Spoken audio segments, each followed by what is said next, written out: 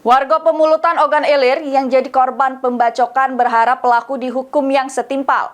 Korban juga membantah motif pelaku membacok dirinya karena utang.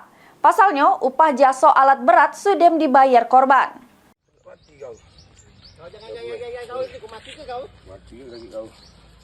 Sesudah tersangka mukrim ketangkep, Jatanras Polda Sumsel korban Iskandar, warga desa Sungi Lebung, Kecamatan Pemulutan Ogan Ilir berharap pelaku yang sudah membuat cacat dihukum setimpal.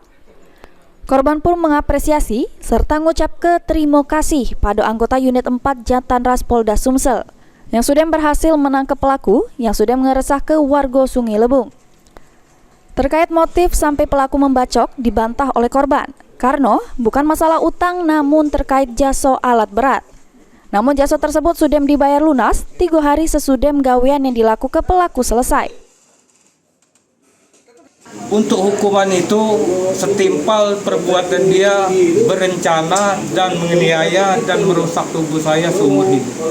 Itu tidak ada utang, itu jasa sudah dibayar.